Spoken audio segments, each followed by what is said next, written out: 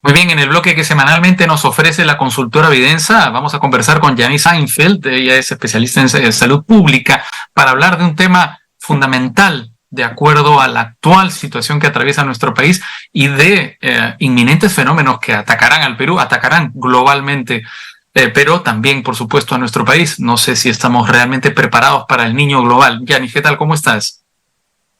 Buenos días, ¿cómo estás, Raúl? Bueno, vamos a hablar, digamos, a partir de la visión del Perú al 2050, este documento que se publicó hace relativamente poco, de el impacto que la tendencia demográfica y ambiental puede tener en la salud. Es decir, cómo los fenómenos ambientales, el cambio climático, que se está haciendo cada vez más tangible, por ejemplo, con la evaporación del lago Titicaca, con el niño global o con fenómenos como Yaku, golpean la salud. ¿Estamos preparados mínimamente para afrontar esos cambios a día de hoy? Mira, yo creo que el documento que tú señalas del CEPLAN es muy interesante y creo que hay que prestarle mucho más atención desde la que lo estamos prestando.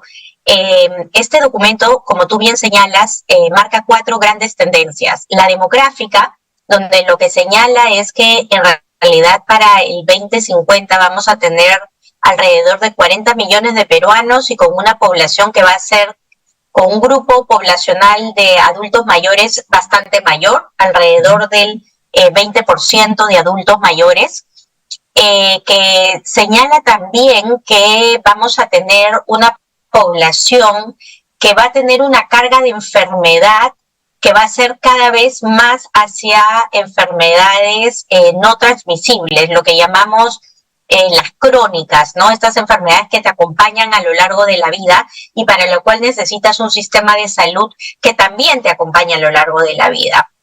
En el tema ambiental, como tú bien dices, señala que van a haber cambios climatológicos y estos van a ser cada vez más acentuados.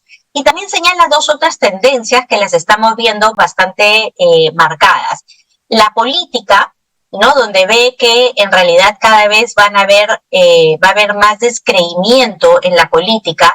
Y si tú ves en realidad el Perú, en los últimos reportes regionales que vemos, el Perú es el país que en Latinoamérica muestra más descreimiento en la democracia y menos creencia, digamos, en los partidos políticos, y esto también aplica, digamos, e impacta a la salud, donde vemos que en el Ministerio de Salud han habido 6 cambios en lo que va de este gobierno, con una duración de cada ministro de 130 días en promedio, y en salud han habido 8 cambios con 100 días en promedio de duración de cada presidente ejecutivo.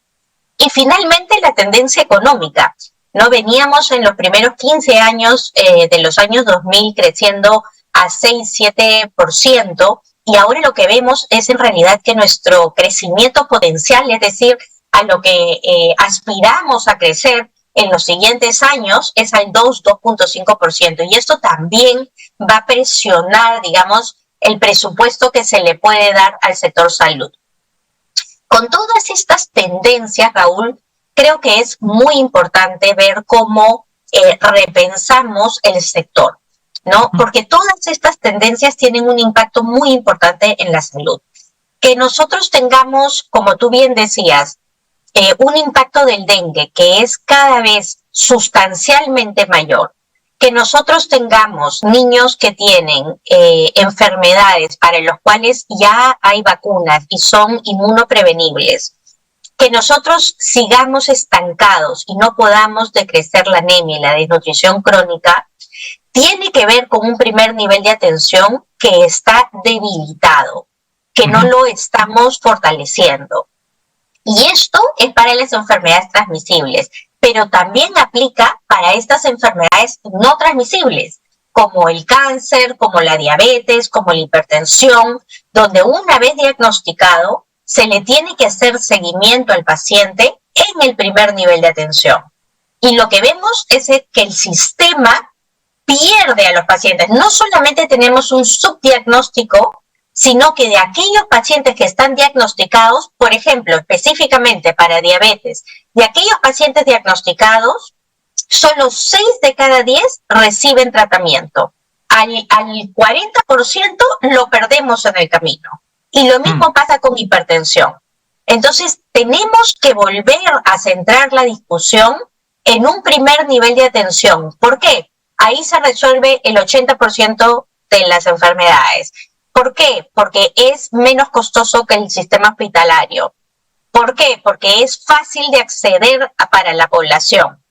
Entonces, hay muchas razones por las cuales en realidad necesitamos replantear el sistema de salud y volver a centrarlo. Pero ahí, Yanis, lo que estás describiendo no es una situación ya que roza el patetismo, porque hace 2 años estábamos todos encerrados en nuestras casas discutiendo justamente el fortalecimiento del primer nivel de atención, porque explotó la pandemia a nivel global y, digamos, se cebó especialmente en el Perú. 200.000 peruanos murieron a raíz de la pandemia, según cálculos que se realizaron para, digamos, calcular de manera precisa cómo impactó este fenómeno en nuestro país.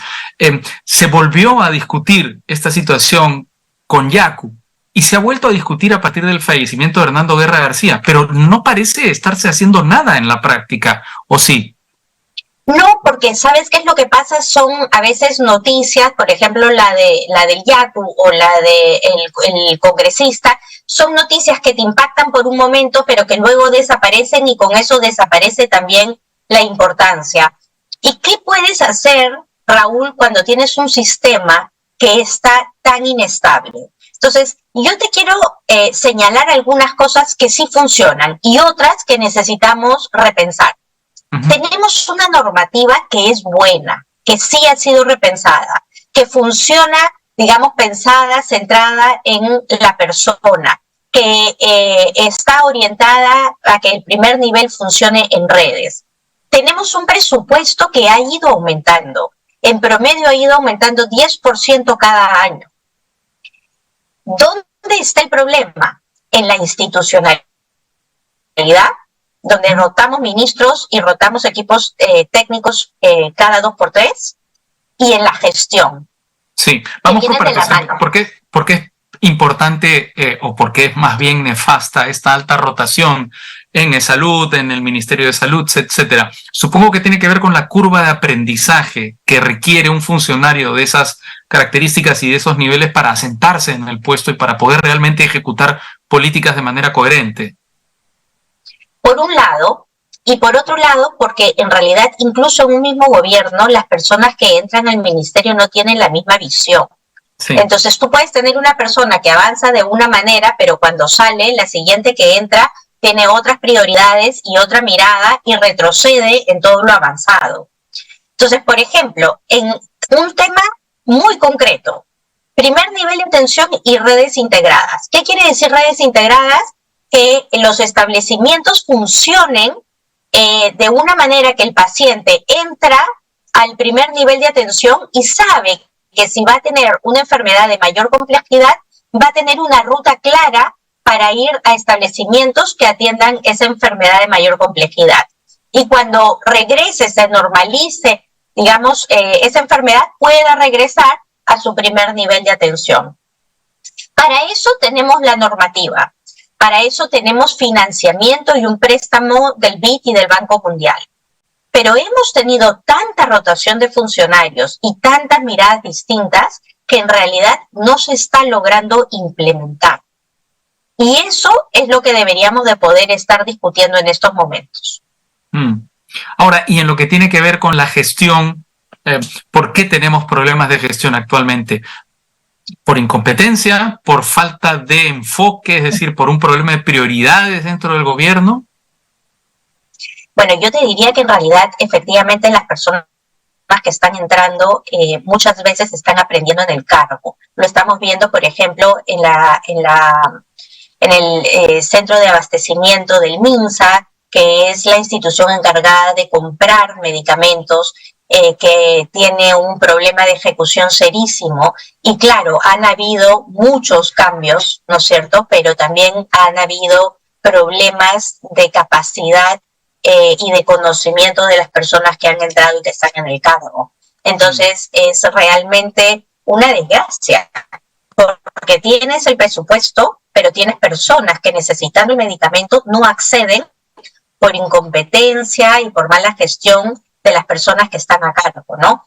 Eso se repite desafortunadamente en muchas instituciones del ministerio y hace pues que la gente no acceda a su tratamiento.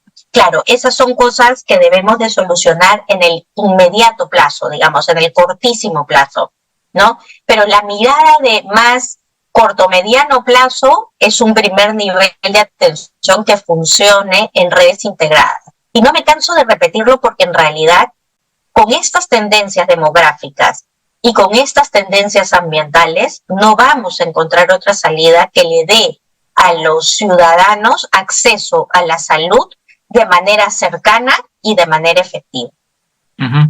Ahora, en el fenómeno Yaku se produjeron 270.000 contagios de dengue.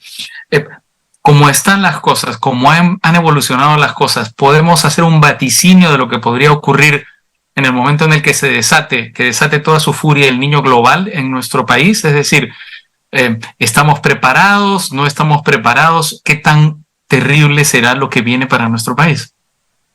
Me pides malas noticias nomás, ¿ah?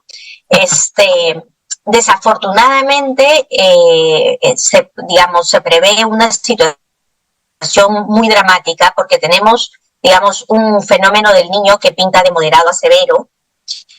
Tenemos una pobre gestión del presupuesto destinado a las acciones contra el fenómeno del niño. A la fecha, alrededor del 20% del presupuesto destinado a acciones contra el FEN ha sido devengado. Por ejemplo, regiones como Piura, Lambayeque, La Libertad han gastado menos del 30% de su presupuesto. En temas específicamente de salud, hay una pobre gestión sectorial para las estrategias de prevención de la enfermedad. No tenemos adecuado control vectorial y recomendaciones como la aplicación de la vacuna, que hay una vacuna que se debería de estar discutiendo, la de Takeda, que entiendo que la comisión creada por la ministra anterior, una comisión de expertos, la recomendó, no se está discutiendo.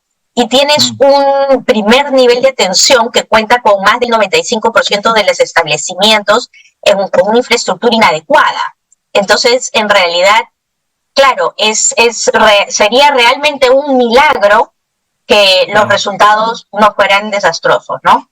De acuerdo. Una última pregunta que tiene que ver con el otro vector del que habíamos hablado, la otra tendencia, la tendencia demográfica, es decir, la propensión que tienen todas las poblaciones a envejecer, es decir, cambiará la forma de la pirámide demográfica en nuestro país tarde o temprano. Esto es algo de lo que se está debatiendo, sobre lo que se está debatiendo muchísimo en la vieja Europa. Es un problema en España, en Francia el año pasado ocasionó enormes manifestaciones. Este mismo año también se incendió París por las manifestaciones por el cambio del año de jubilación, ¿no? ¿Qué habría que hacer para, digamos, anticiparnos a esa situación tan compleja que ya se está viviendo en estos países? Tú dices en temas de salud específicamente, nuevamente yo lo llevaría a... Sí. Yo lo llevaría a un sistema de salud que está cerca a la persona. Ese adulto mayor va a necesitar un sistema de salud que lo atienda mucho más, de manera mucho más cercana. Por eso es que Salud había desarrollado un primer nivel de atención donde tú tenías centros que tenían asegurados en zonas cercanas al centro de salud. Entonces estaban, digamos, con una población, digamos, en el territorio. ¿Y qué hace eso? Que tú puedas ir al establecimiento de salud cuando tienes una dolencia, pero también tienes el establecimiento de salud cercano para darte prevención y promoción de la salud. Entonces, es fácil ir a hacer tus chequeos, es fácil ir a recoger tus medicamentos, es fácil hacerte diagnósticos tempranos, ¿no es cierto? Sí. Y tener una relación cercana con tu médico, tener un médico de familia que conozca a la familia, que sepa, digamos, de tu vida y de la vida familiar. Entonces, ya se vuelve una relación, digamos, mucho más cercana, de mucho mejor entendimiento, que puede darte una mejor atención para lo largo de tu vida, ¿no? Y finalmente entiendo que la Red de Estudios para el Desarrollo y Vidensa han desarrollado un estudio para analizar las características que debe tener la oferta de los servicios de atención primaria en nuestro país. ¿Nos puedes adelantar algunas de las conclusiones de ese estudio? Sí, mira, es un estudio que estamos desarrollando. Lo que estamos viendo en estos momentos es que, dada la baja calidad de la infraestructura que tenemos en estos momentos, llegar a un primer nivel de atención, digamos, con las características mínimamente adecuadas, costaría alrededor de 85.000 millones de soles, ¿ok? A nivel nacional. Esto sin incorporar, digamos, lo que es mantenimiento. Entonces, son cifras muy altas y que no responden necesariamente a los incentivos adecuados para que funcione, dando la atención y el diagnóstico adecuado a las personas. Nosotros lo que estamos tratando de hacer es idear un sistema donde las personas pueden recurrir al establecimiento de salud y las personas encargadas, los médicos, las enfermeras, tengan el incentivo de atender adecuadamente a los pacientes y mantenerlos sanos, como hacían antiguamente las SUBAPs, ¿no? Donde el 80% del pago estaba garantizado, pero había un 20% que estaba asociado a los resultados sanitarios. Es decir, mientras más sano se mantenía el paciente, porque le das las vacunas, porque lo atiendes oportunamente, porque le das a los niños el hierro que les corresponde, los controles de niños sanos, etcétera, entonces tienes un mayor ingreso que te corresponde al establecimiento. Entonces, estamos, digamos, en ese proceso de idear cuál es el sistema, este primer nivel de atención que podría funcionar de manera adecuada en el país. Muy bien, como siempre, Yanis, un gusto poder conversar contigo sobre este tema que parece que no está entre las prioridades del sector público, desafortunadamente, en la actualidad. Un gran saludo, como siempre, y muchas gracias por tu participación y evidencia por el bloque que nos ofrece semanalmente.